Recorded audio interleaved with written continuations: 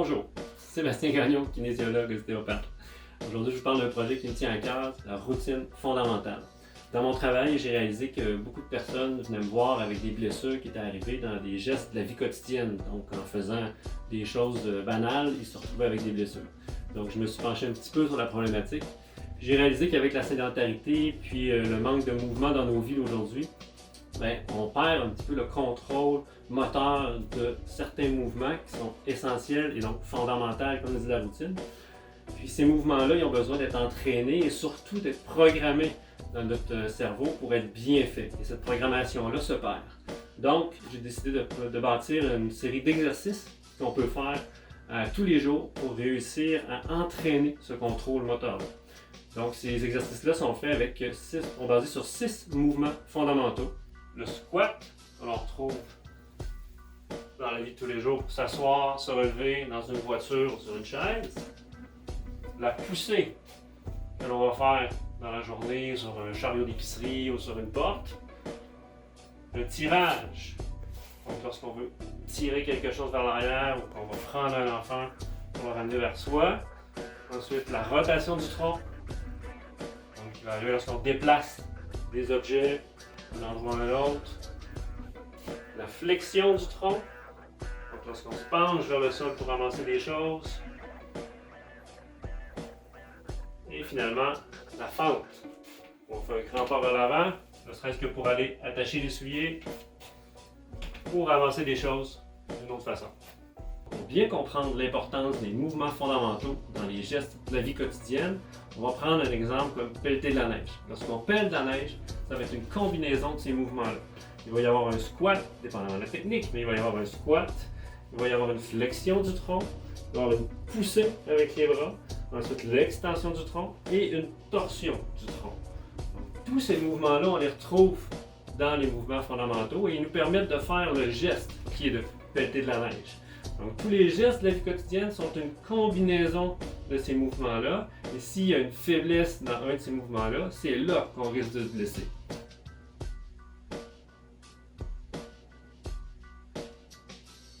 Les avantages de la routine. Premièrement, c'est une routine qui va vous demander peu de temps. Parce que de faire la séquence d'exercices 3 fois maximum va vous demander au maximum 15 minutes par jour à faire. Deuxième avantage, c'est une routine qui demande peu d'efforts. Parce que l'important, c'est d'entraîner les patrons moteurs. Donc, la façon de faire le mouvement est beaucoup plus importante que l'intensité qu'on va y mettre. Et troisième avantage, c'est que ça demande peu de matériel. Vous allez avoir besoin de seulement un gallon de lave-glace pour la charge. Ça peut être un poids aussi qui peut faire, mais ça, vous allez pouvoir mettre de l'eau dedans et gérer la charge en conséquence. Vous allez avoir besoin d'un élastique. Parce qu'on va faire des travaux de tirage et de poussée. On va travailler l'élastique accroché à la hauteur des épaules. Donc, c'est là où ça va être intéressant, si vous n'avez rien pour accrocher votre élastique, d'avoir une ganse comme ça, que vous pouvez faire un nœud d'un bout, et à l'autre bout, une boucle pour accrocher l'élastique, et vous mettez la ganse là, dans le cadre de porte, et vous refermez la porte. Donc, ça peut faire un point de fixité pour accrocher votre élastique. En plus de travailler les patrons moteurs, la routine fondamentale va vous permettre de travailler votre coordination, votre force, votre équilibre, va également améliorer vos amplitudes de mouvement. Ça va vous donner un niveau d'énergie global amélioré et tout ça de façon douce et progressive, étant donné que c'est des exercices qu'on fait avec un niveau d'intensité qui est relativement bas et qu'on les pratique de façon quotidienne.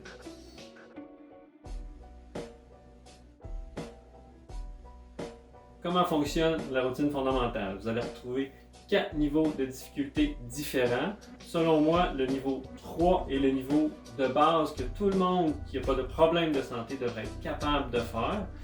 Dans chaque niveau, donc, ce qu'on va vous demander de faire, c'est de faire la séquence 1 à 3 fois et de la répéter 5 fois par semaine minimum, ou plus, idéalement, c'est encore mieux. Je vous suggère de commencer par le niveau 1.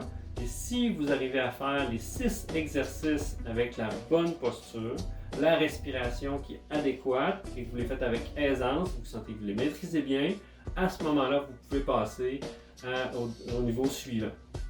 C'est très important de maîtriser chacun des exercices lorsque vous faites les routines avant de passer au niveau suivant. Parce que s'il y a un exercice où vous avez une faiblesse, où vous avez de la difficulté à le faire, ben c'est ce mouvement-là qui va venir vous causer des problèmes possiblement et peut-être causer des blessures lors de vos gestes quotidiens ou sportifs.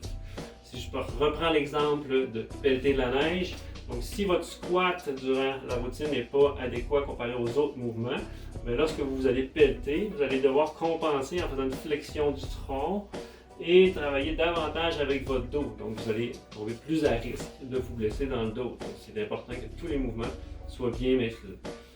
Si je vous donne une image de ça, avec les mouvements, si on prend une chaîne avec chacun des maillons qui sont attachés ensemble, si on dit que chaque maillon est un des mouvements, eh bien la solidité de la chaîne va dépendre de chacun des mouvements. Si vous avez un mouvement qui n'est pas fort à côté des autres, la solidité de la chaîne va être affectée par ce maillon-là et elle risque de se rompre au maillon qui est le plus faible, c'est-à-dire ça peut être le squat ou un autre des mouvements qu'on retrouve dans la routine fondamentale.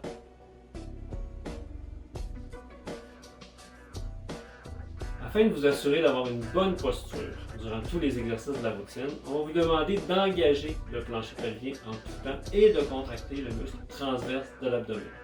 Engager le plancher pelvien va vous permettre de stabiliser le bassin et de soutenir les organes internes. Pendant ce temps-là, le transverse, lui, va pousser les viscères contre la colonne vertébrale, ce qui va permettre de stabiliser celle-ci et d'éviter d'avoir des blessures. Quand on contracte le transverse, ce que ça va faire, c'est qu'on va rentrer le nombril. Donc ça consiste à rentrer pour rapprocher le nombril de la colonne vertébrale. Ensuite, on va vous demander de respirer par le bas des côtes. Comment on fait pour respirer par le bas des côtes sans faire ça? C'est simple. On ouvre la cage thoracique dans le bas, mais ça se fait très bien en gardant le nombril rentré.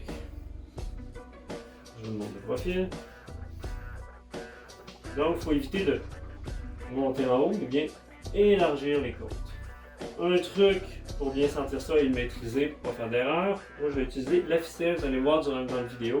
J'utilise une ficelle tout au long des exercices que je viens resserrer une fois que mon transverse est bien contracté. Donc je rentre le nombril, je rapproche ici où je fais un nœud et ça me permet d'avoir un feedback, donc d'avoir une sensation lorsque je vais relâcher le transverse. Oh, là, il faut que je le reprenne et que je rentre le nombril. Ça me permet aussi de savoir si mes muscles superficiels sont contractés, parce que eux aussi, on ne veut pas qu'ils soient impliqués, on veut surtout que le transverse soit impliqué. Donc on ne veut pas se retrouver à contracter, que les muscles superficiels s'engagent, on va sentir la ficelle à ce moment-là. Donc je vous rappelle de garder le nombril rentré tout le long des exercices et de respirer par le bas des côtes. Fini la théorie, à vous de passer à l'action. On y va pour le niveau 2.